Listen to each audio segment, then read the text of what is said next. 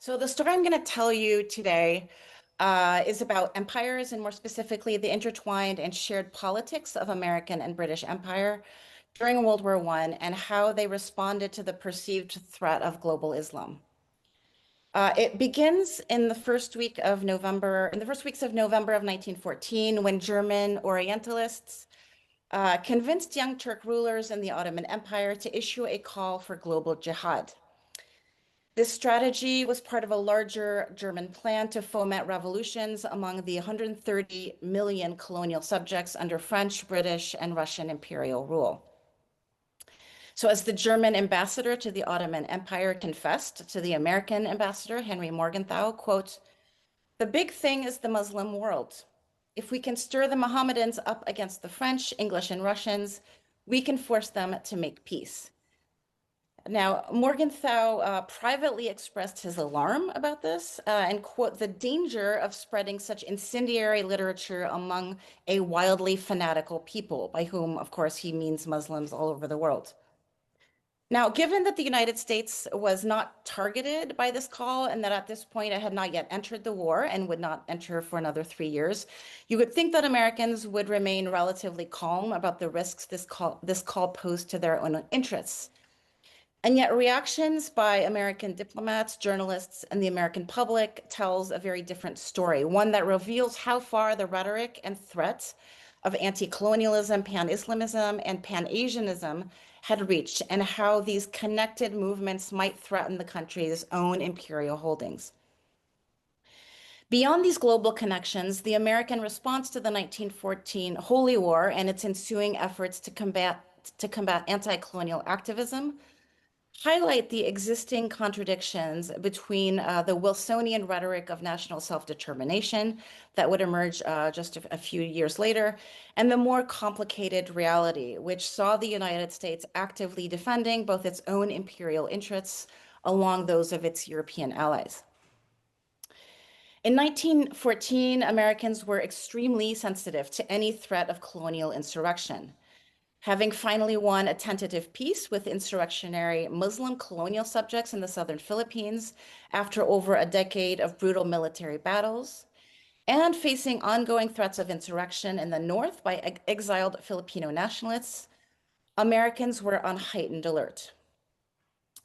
This call quickly roused decades of latent American fears about Islam and the threat of holy war, alongside anti-colonial insurrection.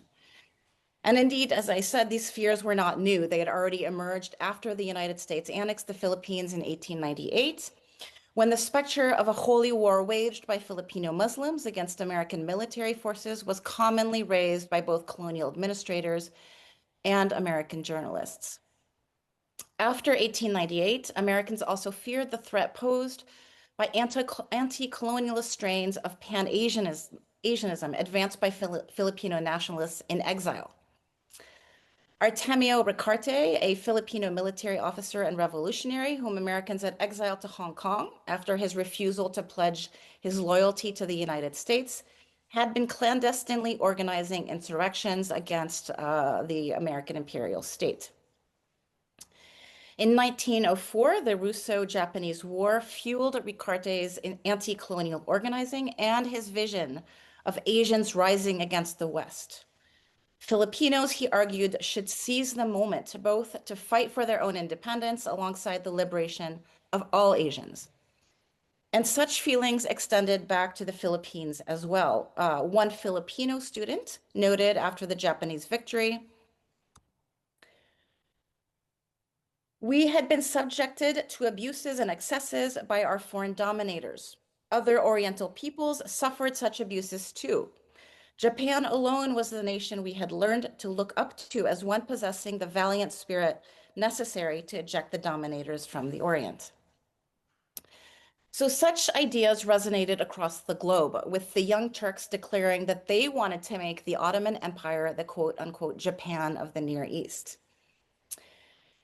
This 1905 Washington Post cartoon revealed the threat that Pan-Asianism might pose to the world, and American colonial and political elites were well aware of the possible dangers this posed to their own empire. The British added fuel to these fears, warning Americans about the dangers of pan-Islamic or Asiatic uprisings spreading to the Philippines. Indeed, after a 1906 nationalist uprising in Egypt, an unnamed British ex-attaché published an article in the Chicago Daily Tribune warning Americans about their vulnerabilities. Entitled, "No Gratitude to White Man, Islam, Take All You Can Get, Then Kill" is slogan of Muslim movement. The author recounted that despite the benevolent advances the British had allegedly brought to Egypt and India, natives had nonetheless violently risen against their rule. The author warned that this situation offered an object lesson for American governance of the Philippines, because as he maintained, all Orientals were capable of such treacherous behavior due to their innate hatred of white men. According to the same author, this hatred was particularly acute, quote, among those Asiatics who are Muslims, because there was something in Islam that invites and promotes fanaticism to a greater degree than any other creed. Warnings against the possibility of domestic holy wars also came from American journalists. In August of 1913, when skirmishes broke out between local Syrian Christians and Muslims in Michigan, the Grand Rapids Press published an article entitled "Christians in City Fear the Mohammedans," warning that the, quote, age-old conflict between Mohammedan and Christian had arrived to the United States. Local Syrian Muslims, it claimed, had formed a secret society and raised over $800 for a war fund to allay any court costs resulting from their, quote, attack upon the infidels. That same week, almost 1,000 miles away, the Grand Forks Evening Times reported that a judge had put an end to an alleged holy war in Fargo, North Dakota, between Christian and Muslim Turks. This so-called war, it turned out, was in fact a legal dispute over unpaid rent. These occasions, however, revealed how easily white Americans enlisted the language of holy war against Muslims both at home and abroad, a fear that was only heightened by the United States' imperial expansion. Indeed, a few weeks before the Ottoman call for global jihad, Americans' complicity in global empire made the front page news across the country due to the Ottoman ambassador to the United States, Rustam Bey's, incendiary responses to a journalist, where he lashed out at the hypocrisy of American and European critiques of the Ottoman Empire. He reminded American readers that France had, quote, smoked to death in caverns the Algerians fighting for the independence of their land, and that England's response to the rebels in the Indian Mutiny was to blow them off with guns, end quote. Rustam Bey also highlighted the United States' brutal imperial repression of Filipino revolutionaries and African Americans, noting that, quote, the thought of the lynchings which occur daily in the United States and the memory of the water cure, so what we call waterboarding today, in the Philippines should make them chary of attacking Turkey in connection with acts of savagery committed by her under provocation. He asked white Americans to put themselves in the place of Turks. Supposing that the Negroes were discovered to be engaging in a conspiracy with the Japanese to facilitate the invasion of the United States by the latter, how many of them would be left alive to tell the tale? In making such comparisons, the ambassador explicitly placed Ottoman, European, and American empire under the same umbrella. Of even greater concern, however, was the ambassador's description of a telegram he had received from the Khadar National Volunteers, an Indian nationalist organization based in New York, which promised that, quote, if Turkey goes to war against England, the Hindus and Muslims in India and elsewhere will support it in every way. Thousands of volunteers ready. The ambassador's revelation, delivered only 2 months before the official Ottoman call to holy war, added more fuel to the fire of American paranoia. Indeed, when the call came out in November, thousands of articles appeared in local and national newspapers expressing alarm about the possible repercussions this would have on the world and the United States. The Philadelphia Inquirer tried to explain a holy war's, quote, stupendous consequences for half the human race and included what I assume they believed would be a helpful illustration of a Muslim fanatic, warning that this was not an event to be taken lightly. Americans even created a special postcard depicting how Turkey proclaimed holy war.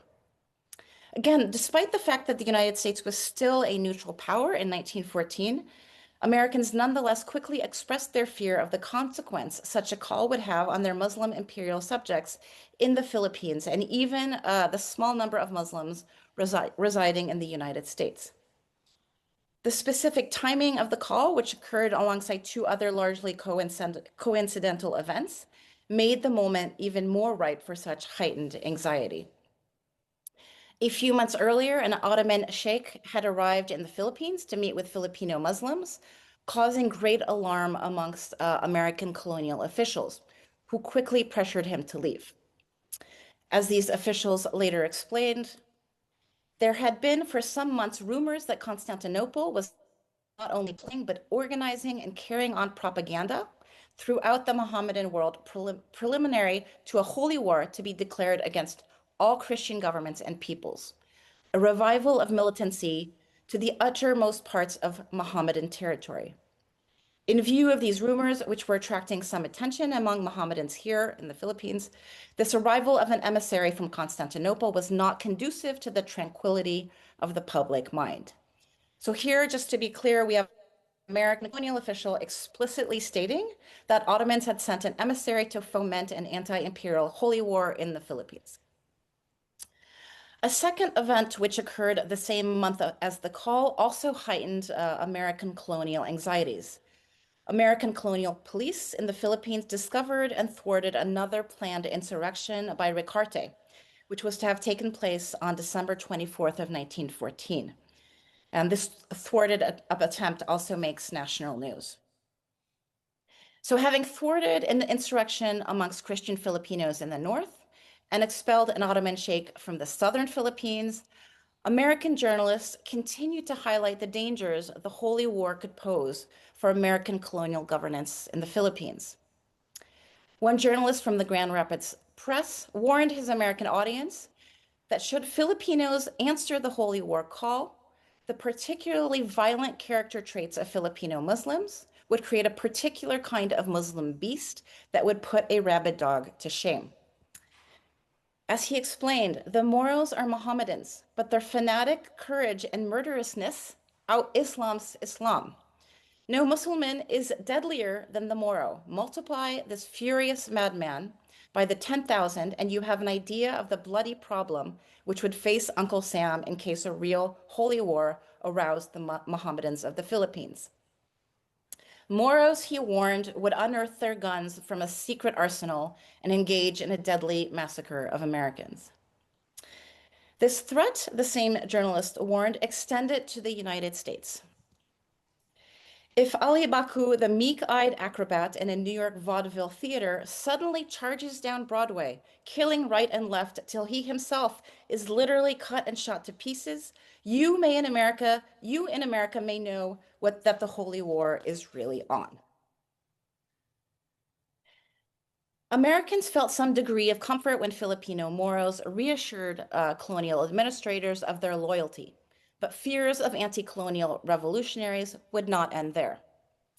For years, British diplomats had been alerting American immigration officials and American colonial rulers in the Philippines that Indian revolutionaries had been plotting against the British government from both the west and east coast of the United States and from the Philippines. British secret operatives had been spying on Indian nationalists in both Canada and the United States even before the breakout of World War I. During the war, the British convinced American immigration officials to arrest Indian anti-colonialist activists, arguing that they posed a threat against both the United States and Great Britain. Indeed, British officials used American fears to their advantage.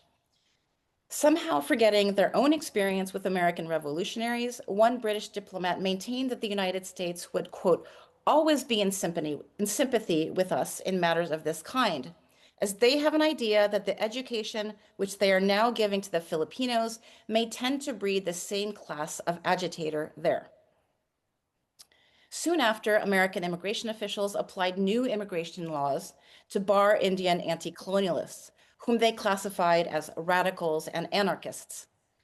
So they barred them from entering the United States, and they also used these same laws to arrest Indian activists already in the country.